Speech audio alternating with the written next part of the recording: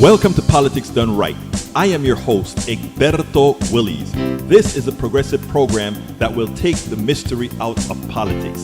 This is the program that will encourage you to make sure government becomes we the people. Whether you are liberal, progressive, conservative, or otherwise, you get to air your point of view. We are an independent media outlet that, unlike mainstream media beholden to corporations, we only owe allegiance to you. Remember, you can also send me a tweet at EGBERTOWILLIES. That is at Egberto Willies. Let us engage. It is Politics Done Right.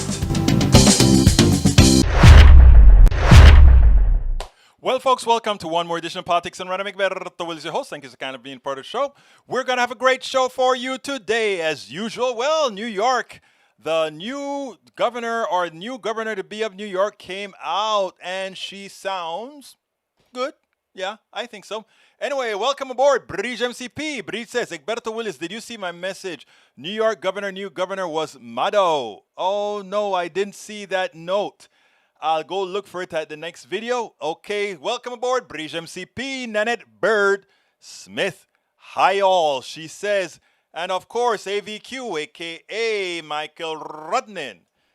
Let's go ahead and get started. But before we get started, what are we going to talk about today? Here is what we are going to talk. Vamos a hablar de esto hoy. We're going to talk about this today. Today we're going to talk about Greg Abbott neutered. Infrastructure bills, folks, let's get prepared. It's going to be all. But if it's not all, it is nothing. At some point, we have to make sure that that which is passed supports the poor and the middle class. Not just a group of people that when things go right, everything happens correctly. We'll talk about that a little bit later. I did a long video on that, and then I want to go about it in more detail. So it's going to be the last video that I play. And of course, we have the Psaki Doocy Chronicles. I mean, Psaki did a good one today. I had to do it, man. I had to do it. But anyhow, let's see. May Wood, welcome aboard, hermano. Rose William, welcome aboard. Thank you for being here. Please remember, if you're just getting here, share. That is how we ensure the message gets out there. We've got to share, because the mainstream media, they don't have to worry about that. They just throw it in the broadcast and boom, it goes. But we need to create our own momentum. We have to create our own inertia. So folks, please, if you're watching me right now, I beg of thee to share. And also, not only our videos, but our blogs, etc. All right, let's get started. Michael Ryan says, I'm away at friend's place. Quick share, then away. You're leaving us, Michael? We can't do without you, brother. Sunrise Movement Phone Banking event is happening today. For anyone who's good on the phone, this is your time to shine. With your effort, let's make the Green New Deal a reality. Yes. And I'm glad that we have good people out there telling people about the Green New Deal and not the fallacy, the fantasy, the crappy things that you hear on TV about it, because it is real. It is real. It is real. Okay, let's continue with what Rudnin has to say here. It's grim. The latest UN report is clear. Climate change is here. It is a crisis, and it's caused by fossil fuels and cattle agriculture. Time almost up where humanity can do something about global warming, while nations posture themselves for net zero by 2050, which is 20 whole years late to matter. I am losing hope about the future. Don't. The new generation is coming. The new generation is coming, and I have faith in you guys like I have had in no other. I speak to too many millennials and young Gen Xers to know that I like to call myself one of the older Gen Xers. In reality, I'm on the cusp of Gen X and Baby Boomer. But Baby Boomer, we have given ourselves such a name these days with what we've allowed Reagan to accomplish over the last 30-odd years, near 40 years, brothers and sisters. I am leaving my hopes in my millennial brothers and sisters, my younger Gen Xers, and we know those Gen Zs, they are coming, those Gen Ys are coming to eat it up. and Gen Zs. All right, let's see. I'm losing hope, so don't. From the article, climate change has arrived, in other words, and it will keep getting worse until humanity reduces its greenhouse effect. You know what? It's so easy to explain to people. It's a feedback loop. So we keep burning. We keep ignoring. We keep living in a land of fantasy. And what we get is the effects of global warming. And it will naturally reduce the world's population.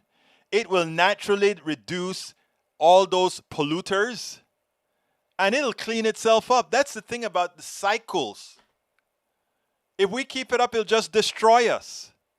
And then there'll be a rebirth. So we determine what kind of rebirth we want. Do we want a violent rebirth?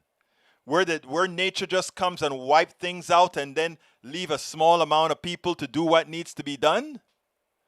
Or do we want a methodical decrease that helps things? Michael Rudden in Turkey fires. It took only a few minutes. Raging forest fire in southern Turkey have caused huge devastation, with many people losing their homes and possessions, and some their lives. One of my local friends just came back from vacation.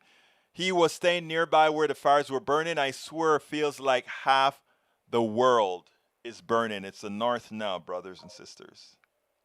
But yeah. Rand Paul suspended for 1 week on YouTube over COVID-19 mask claims.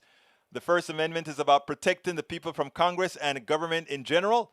It's not about protecting congressmen from the consequences of their actions.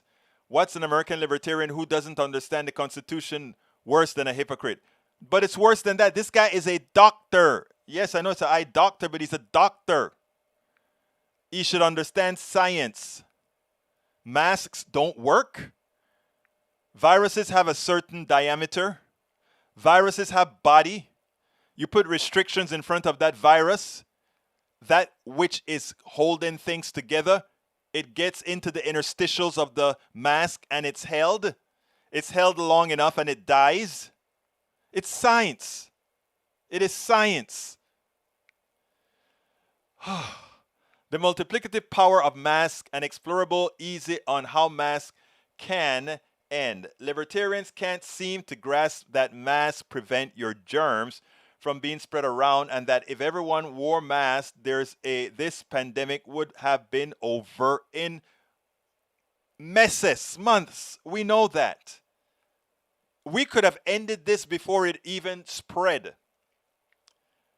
But the right wing and those who follow the right wing are directly responsible for the unmitigated ignorance that allowed this stuff to fester longer than it needed to. All we have to do is understand what responsible leadership did. When Ebola made itself available, we knocked it out because everywhere it showed up, we quarantined, we did what was necessary to put that fire out. It never became what it could have become because there wasn't an incompetent leadership. All people, all institutions, irrespective of what the governor has to say, any institution by hook or crook who doesn't say, humanity comes first, we are instituting vaccine requirements and mask requirements. They are not leaders. They are inherently complicit in the deaths of many. All right, two more from Michael, I guess. Michael, boy, you really load us up today, guy. What full FDA approval could change about COVID vaccination? There are 3 times as many authoritarians in the United States than there are libertarians. Authoritarians won't get vaccinated unless specifically told to do so by way of vaccine mandates. That's a big deal. I don't know about that, but we'll see. Senate passes $1 trillion infrastructure bill, handing Biden a bipartisan win. We're going to talk about that today, so I won't read the whole of that. New York Governor Andrew Cuomo resigns. We spoke about that yesterday. All right, Bridge MCP gives history of New York and men's failure. Oh, yeah. Maddo, I saw Maddo last night when she did it. Actually, it was a great intro. You know, I've been into this thing where I'm like, I want to be led by women for a change, you know? I want women presidents, women prime ministers, women senators. I mean, penises have failed us too often now. I'm ready for the next side to start governing. I'm really ready. Please take it up, ladies. Take it up. Let's get busy. Let's see what we got here. Bridge MCP says, what I sent Egberto, short history of men in power in New York, and why did women have to wait for all these bad men? Yeah, I got you. I got you. I got you. Bruce, we use too much energy. Yes. We don't have to use near the energy. I've been reducing my footprint for a long time. All our lights in this house are LEDs. We don't have any incandescent lights. Last time we changed out our air conditioner, we went ahead and got a better SEER rating. And whenever I can afford it, which is not anytime soon, I don't think, I'll get me an electric car. But in the interim, my car is fairly efficient. New video at Senator White House is a strong message to insurance industry. It's time to wake up and show up. Stop underwriting fossil fuels expansion and phase out insurance for existing fossil fuels. From E2247. Bruce Pollard says sudden change is the only way. Agreed, brother, agreed. Rose William, he's an eye doctor who certified himself. That explains it all. Bridge MCP, drastic change is scary but has always worked out for me. And for me. So we are kin spirits, my beautiful Bridge MCP. Trans Mountain Pipeline, Edmonton to Vancouver, must get insurance by August 31st. Without insurance, this disaster for sand pipe can't go ahead. And who would be foolish enough to insure it? So I guess it's going to stop. Okay, para ver quién más está aquí. Pandemic would not, this is from Rose Williams. Pandemic would be not only over, but variants wouldn't have occurred. Exactly. If we had all those masks on. If U.S. Senate does not pass S1 for the People Right Act, Census Bureau, the GOP legislature will start gerrymandering district lines, and they can legislate a permanent minority ruling the majority. A lot of people don't get it. Julie Van Astel, welcome aboard. Happy hump day. Thank you so kindly, my dear. Sorry I'm late. Hey, you're here. I'm just honored to have you all here. Somebody wants it darker. Bruce Pollard. Bridge MCP says, Julie Van Astel, clean dog on hump day. All right, continue. Let's continue. Oh, wow, you guys have a lot of messages still. Julie Van Astel, let's see what else we got here. Egberto, haha, great quote. Penises fail us too many times. I mean that. I mean that. I want women in charge. I think we will start seeing differences. Women wouldn't look and say we can't afford health care because they understand what it's like to be up with their kids in the aggregate. Women won't say, how can we afford a war and cannot afford that we have to create a war on health care, a war on drugs, a war. And I don't mean the kind of war men fight on drugs. I mean a war of compassion. Right? Welcome aboard, Anthony Ike Eichberger. Why is nobody talking about sustainable agriculture and moving more food production indoors? We are now. You just started it. You may be new here, Anthony. This is your show, Anthony. And if you want to talk about something, Anthony, you bring it up and we talk about it.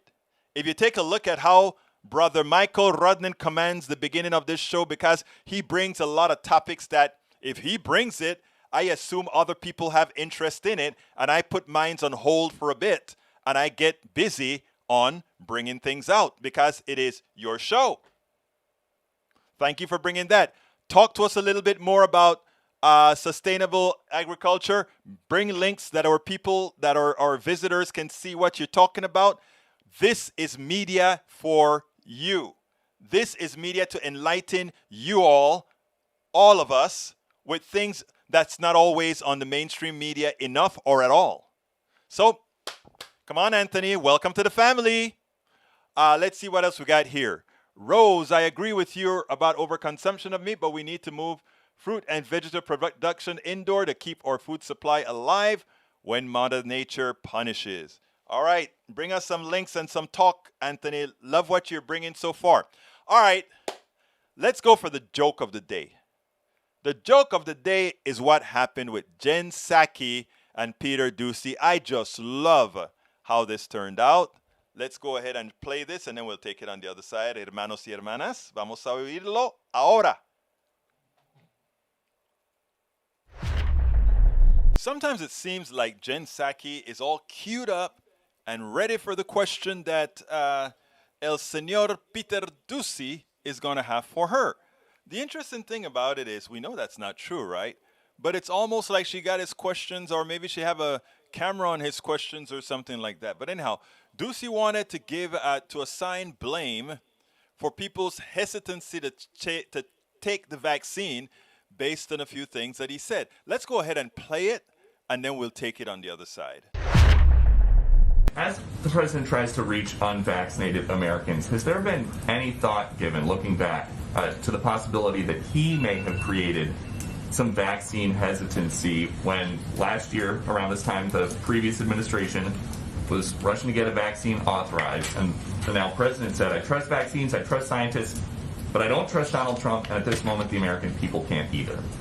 Well, I think it's safe to say he still doesn't trust Donald Trump, so that hasn't changed. But he does trust scientists, he does trust data experts, and he does trust the people leading the CDC, the FDA, which is the gold standard of approval for vaccines. I'd also note, because this question often comes up, that the president has repeatedly given credit to scientists and experts from the prior administration, even as recently as just a few weeks ago, for their role in moving the vaccine forward. Yes, but at the time when Donald Trump is out there saying we're going to have a vaccine in the next couple of weeks, next couple of months, and Joe Biden is out on the campaign trail saying don't trust Donald Trump, did that create any kind of vaccine hesitancy?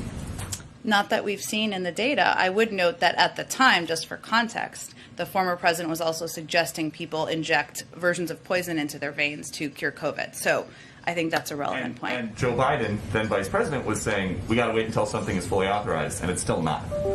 Well, the FDA works on the timeline of science. At the same time, we've also seen tens of millions of people's lives saved who have gotten the vaccine. That data is clear across the country. Now, isn't it silly? The president, the current president, Biden, said earlier on, he said he wouldn't trust Donald Trump, but he does trust the scientists. I think that's all you can expect.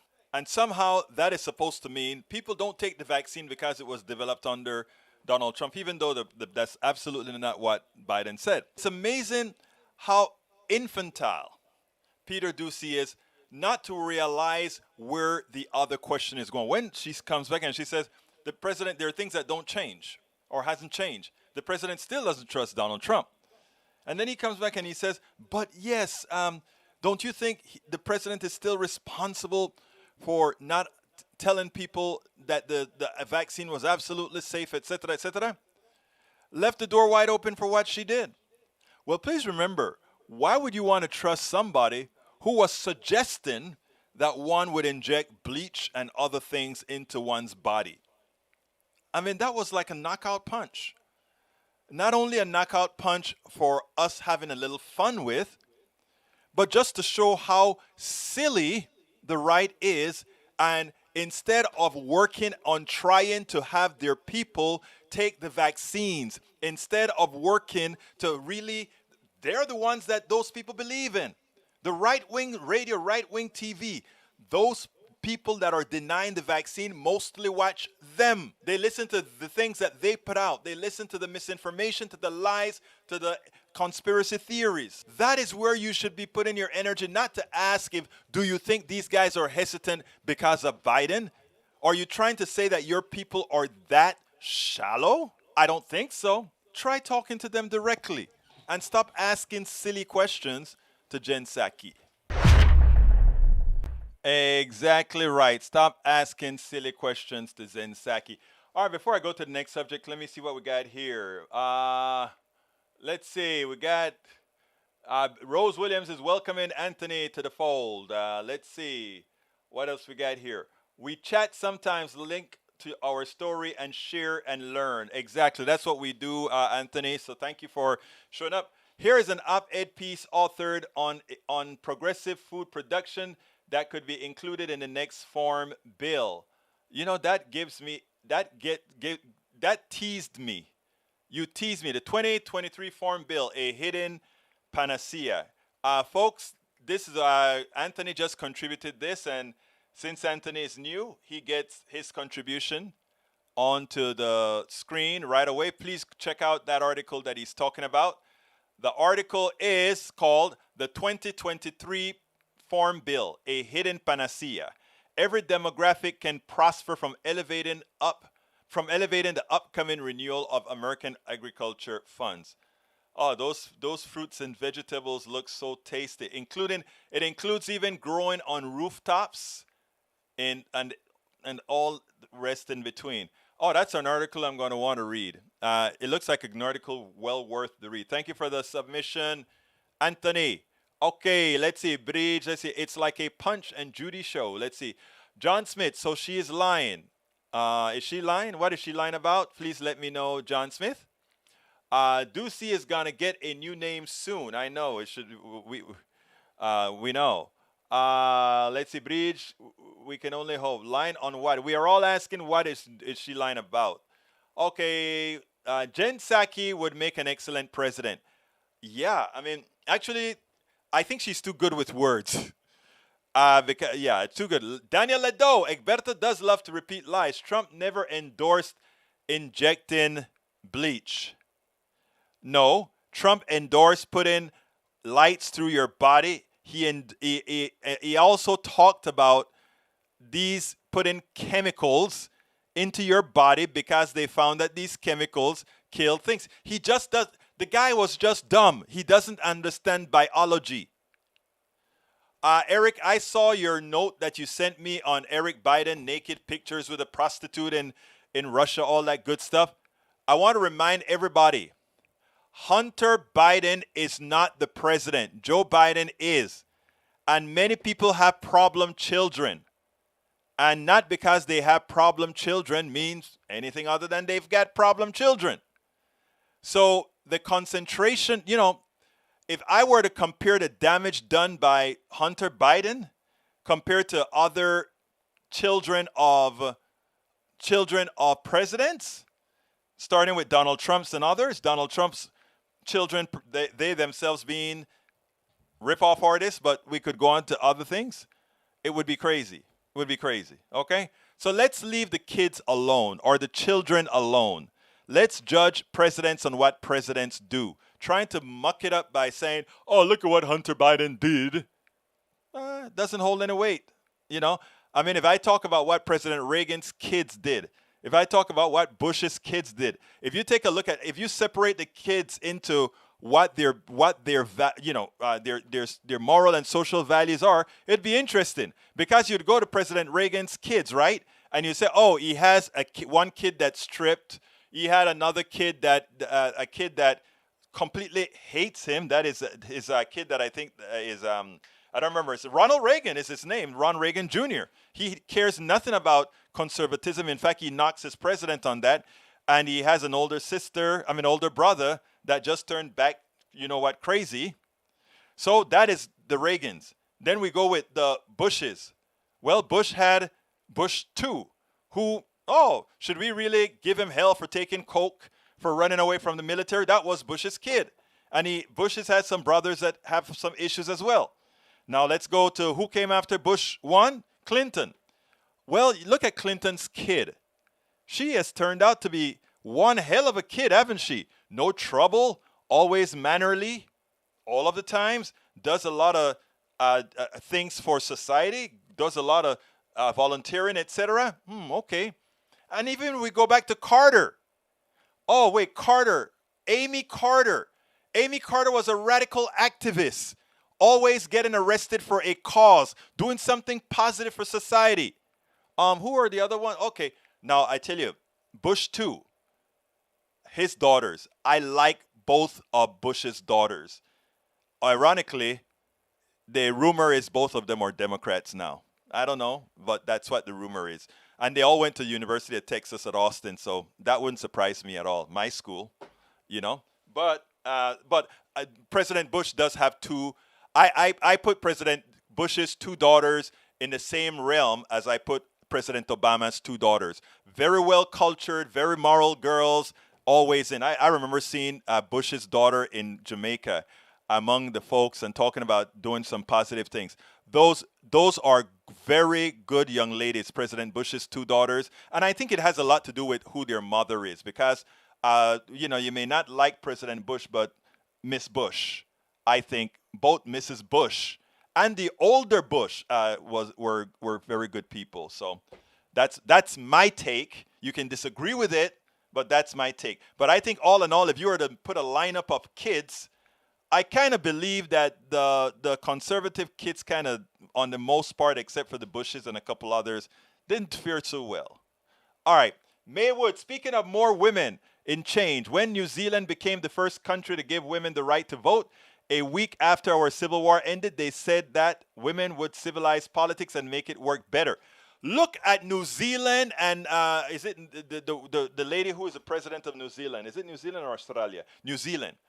I forgot her name right now. But look how great she kept her country clean from COVID because she knew how to do it. She nurtured her country. Anthony Ike Eigenberg, thank you for the share, Egberto. Absolutely so, my brother. Absolutely. We get new people in. We get old people in. We get all people in. We love them, left, right, or whatever. And you can see everybody will tell you the same here. Everybody gets respect and opportunity. Tom C. Michigan Border Patrol agents accuse of routine racial profiling of Latinos. If you speak Spanish or some other foreign language, you are more likely to be questioned. Search at Canadian border. I believe that. I believe that. I believe that. I lived it. There's somebody who I wrote on a board about, cops. And it's a person who watches the show, who reads my blog. And he actually likes us here. And he really let me have it because he thought some of the things that I had to say about the police just were wrong. I don't know if you're here today, sir, but if you're here, I would love to talk to you. We're going to continue the conversation. We continued the back and forth conversation, and that is how you really get things done. Again, he disagreed with me. I completely disagree with him. I think, however, his disagreement has to do with not looking at things through my skin, through my eyes, through what I've lived through. But we're going to talk about it. Carl Cox. Egberto didn't lie. Trump stated at press conference that cleaning solutions could be drank or injected. We don't call people names, Carl Cox. I try my best not to. Sometimes I slip, and I ask for forgiveness when I slip on air. Hayes, Jen Psaki is a mouth for Biden. Yes, she is, since he can't speak for himself. All right, Eric. I know what you want to do, Eric. It's not going to work, though. That's fine. Julia Van Astel, those compromising pictures have been out for months. Yes, they have. Carl Cox, Trump never said to ingest or inject anything like Clorox. Should I bring the tape for you guys? Maybe I need to bring the tape to let you believe what you're seeing is real. I will. All right, let's see what else we got here. Action, disaster tar sands pipeline can't go ahead because of insurance. Love you, E2247. Thanks for bringing that up. Eric says, Hunter News not reported on based on purpose. Too embarrassing for... No, it's not reported because there's no news value to it. It will be reported by the tabloids. That's where it belongs. It doesn't belong in the New York Times or for me talking about it. Have you ever heard me, except for when you guys bring it in, talk about Trump's kids because of something they did outside of the realm of politics? You haven't heard that. Why are you fixated on Hunter? He's fixated on Hunter because they're looking for something to embarrass the president. All right, let's see what else we got here. Agree, John Smith. Let's continue. I am going to... Okay, what I'm going to do now, people, my brothers and my sisters, it's 3:30, so this is the time that I ask you to support us. Please click on the join button if you are on YouTube. I ask you so kindly. That is how we support this show. That is how we can make sure this show can continue. So far, I have 301 official, or 303, I don't even know which one, official people that have joined our YouTube or YouTube posse.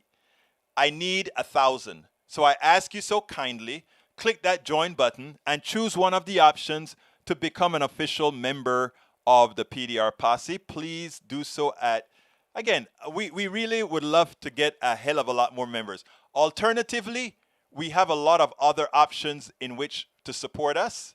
You can also support us by going to politicsdoneright.com/support, politicsdoneright.com/support, and it gives you several options in which to support this platform to make sure we can have a platform that's out there telling the truth. And when I talk about telling the truth, you're going to see in the next video that I'm going to play about the infrastructure projects. I need you to stick around. That video I need you to see. I need to reinterpret something that was said by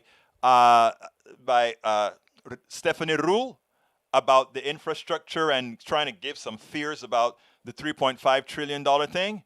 So stick around. I want you to see, but also please become members. Click that join button, become a member, or go to politicsdoneright.com/support, or you can also get our books. Those books that you see scroll on the screen all of the times. Please consider getting my books. I promise you, you will get something out of these books. I'm going to put those books on the screen again after you see the cup that was designed by Bridge MCP, one of our leaders in the posse that we're still building. And there's a link to the cup if you'd like to get the cup. All right, that was 2 minutes of asking you to support the show.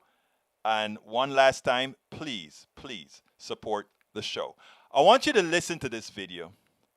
And I was going to talk about the governor, but let's talk about this first. And then if we have time, we talk about the governor.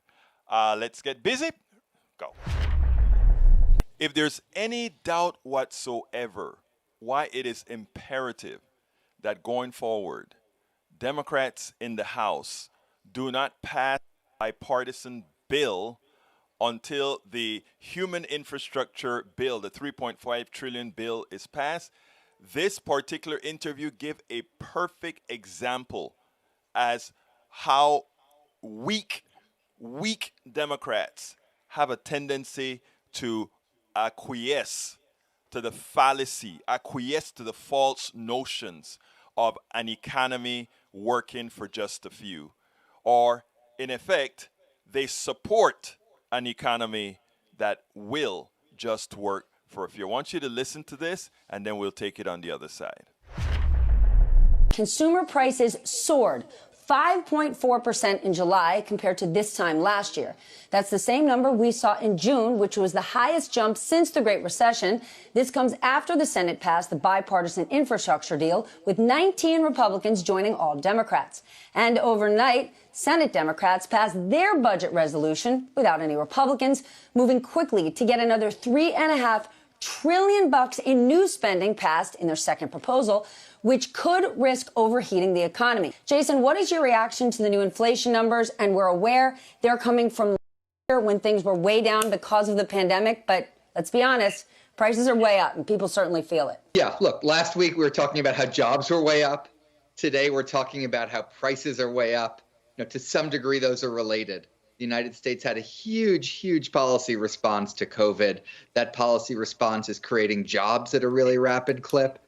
It's also contributing to this inflation. Yeah, some of this is supply side, some of this is base effects, but we're seeing a lot more inflation in the United States than in Europe.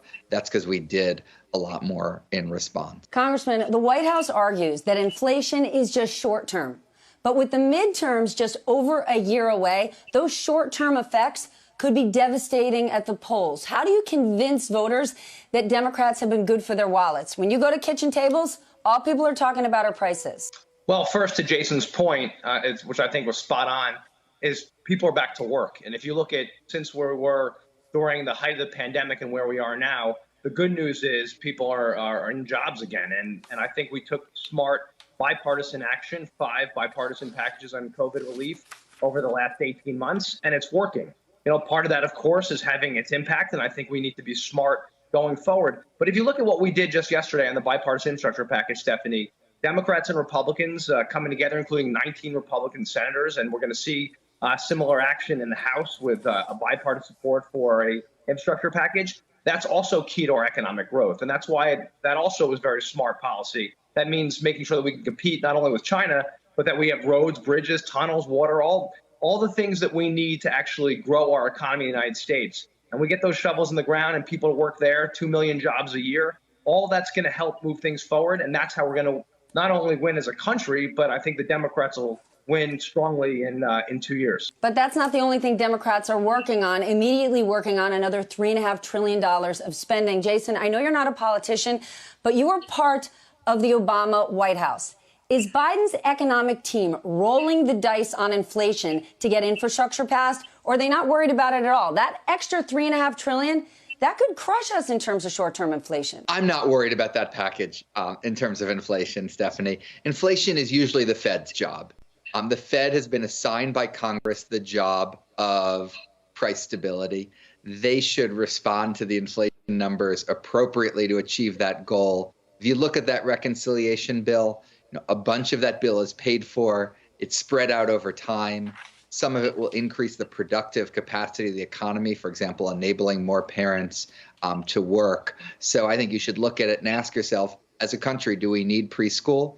Do we need paid leave? Do we need investments in education? If your answer is yes, then you should support that legislation. I would not worry about inflation for something like that. There's a ton of really good things in that human infrastructure plan. But Congressman, former President Trump, he was Mr. Real Estate. He said, I'm going to get infrastructure done. He didn't.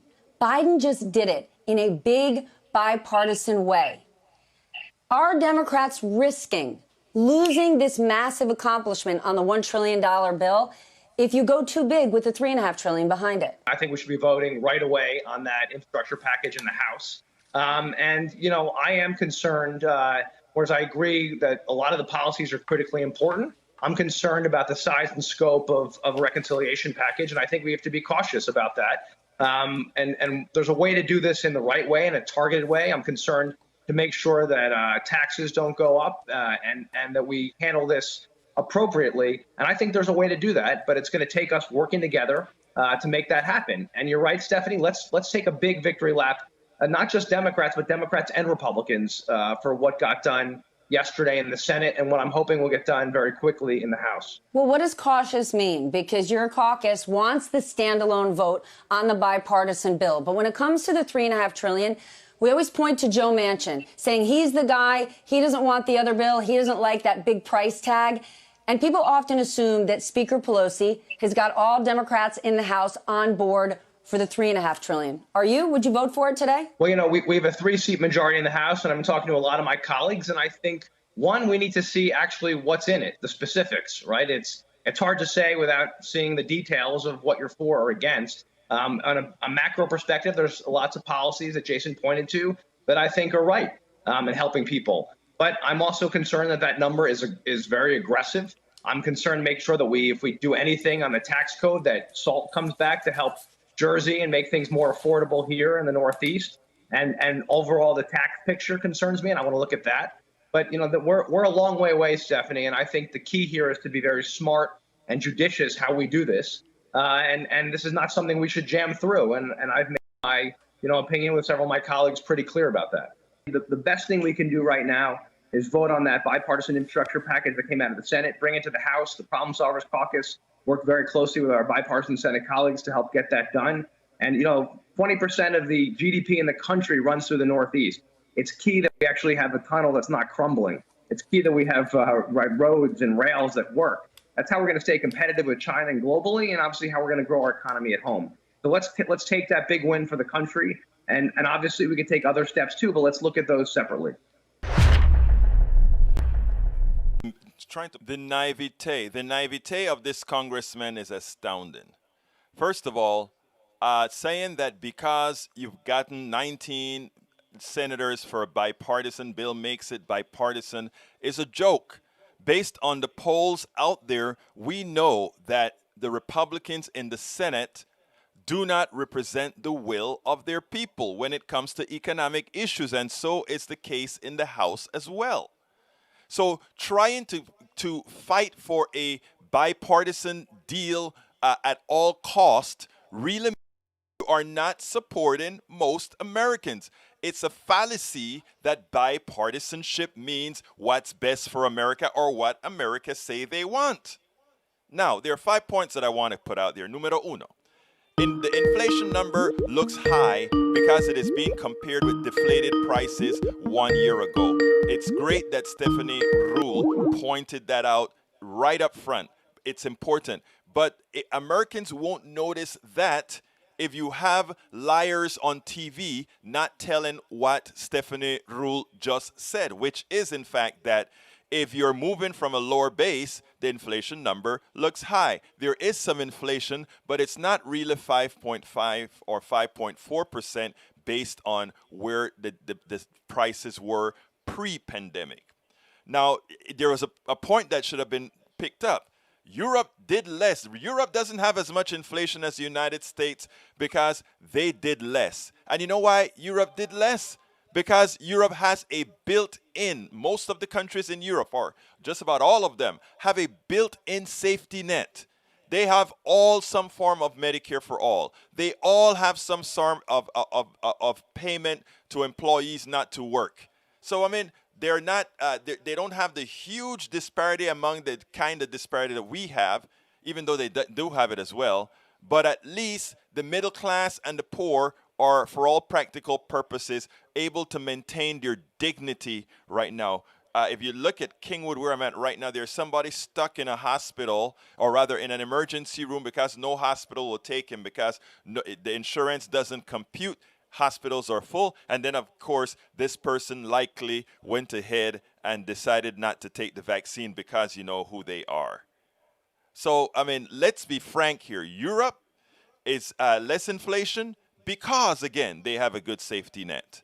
Now, if the 3.5 trillion, my third point, if the 3.5 trillion dollars for things that we need and that are overdue will crush the economy, that tells you our economy is ineffective and our economy is wrong. Something that we've been preaching at Politics Done Right for a long time. We need to make very deep structural changes in this economy to ensure that it supports all, as opposed to being what it has been very good for the last 50 years. And that is transferring wealth from the poor and middle class to the wealthy.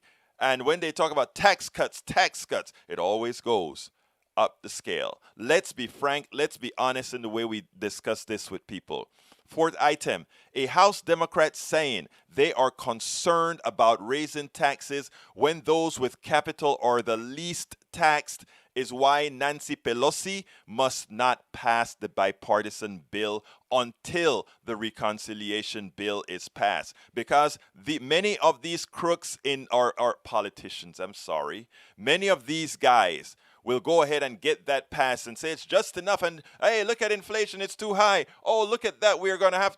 No, what we need to do is make sure we have to hold them accountable to the poor. We have to hold them accountable to the middle class. And numero cinco, a Democrat saying this is not something we should jam through is naive and shows weakness after the middle class and poor have been jammed for decades. So, folks, let's get real here. No bipartisan infrastructure bill until we get humanity taken care of, until we get that humane infrastructure bill that says, parents, we're going to help you take care of your children so you can go to work. We understand that our economic system has been a boot on your neck for decades. So now we're going to take care and make sure that we make a system that is not equal, but is more equitable and gives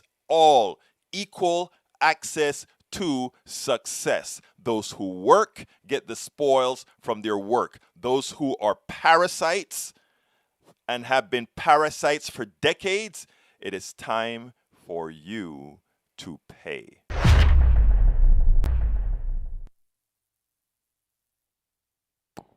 Oh my God. I've been saying all this stuff without sound. Oh my God. I am so sorry. Oh my God. And I said so much. Okay. This is crazy. All right. All right, folks, I'm going about 10 minutes over because I didn't have sound on and didn't have a clue, and the messages didn't tell me. Oh my God, I wish somebody had texted me. I wish somebody had texted me. I'm so sorry. I am so sorry. Well, oh my God, I said so much. I said so much.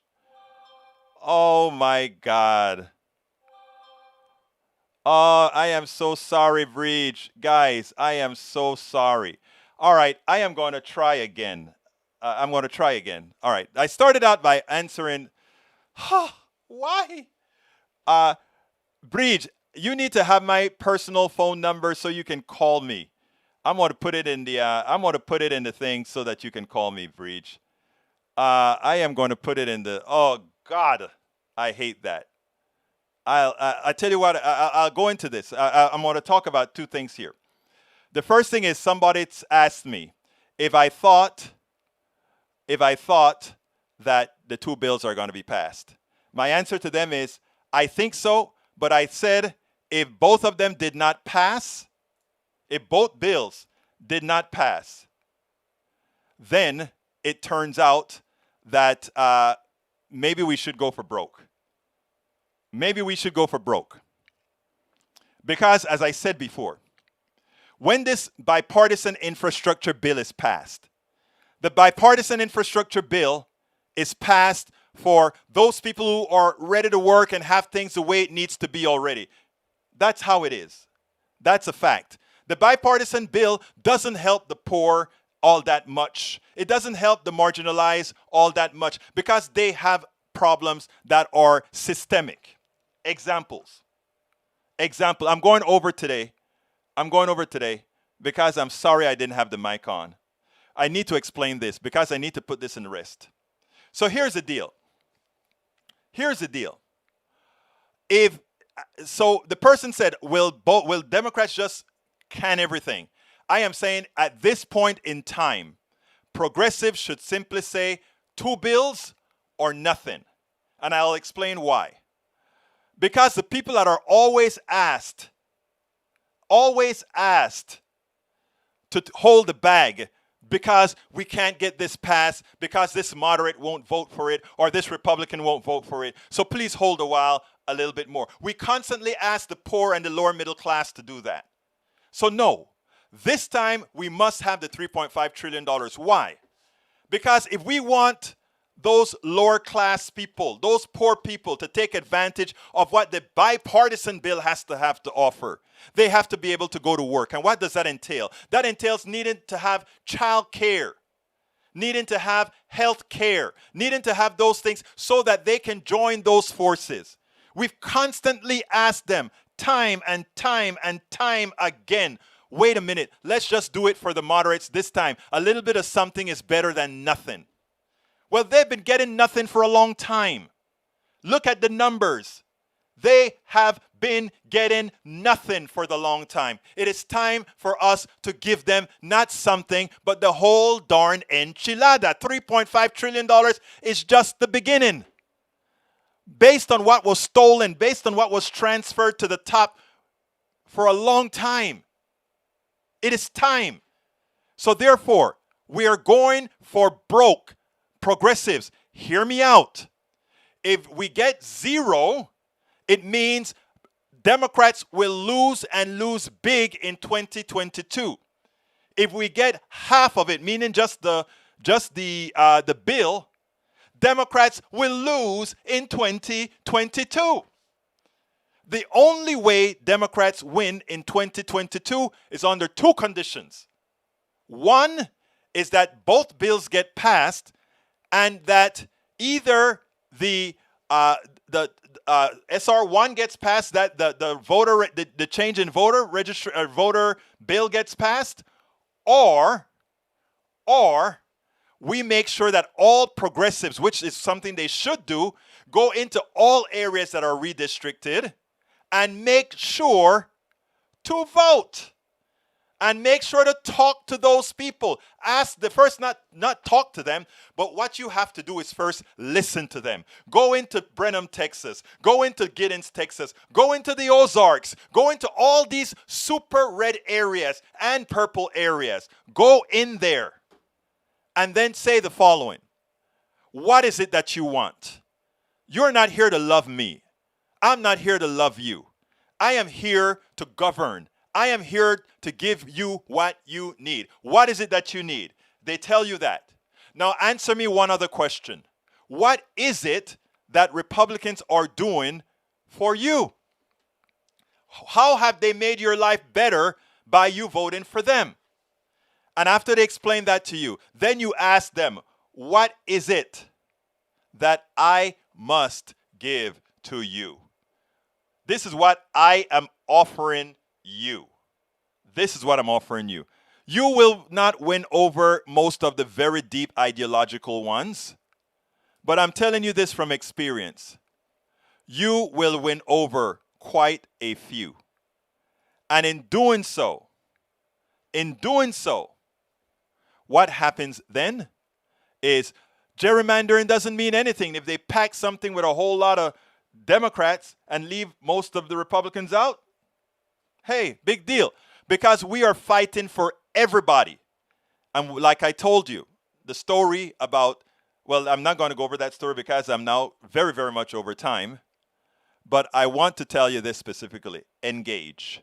Engage and engage. Look, for those of you who were able to stick around, thank you so kindly. I'm going to clip this video and tie it up together so that the version that we replace on the internet will be in full and complete context. I very much apologize for having our for talking to the screen with no volume for a very long time. But as they say, stuff happens. My name is Egberto Willies. This is Politics Done Right. And you know how I end this baby. I am what? Out.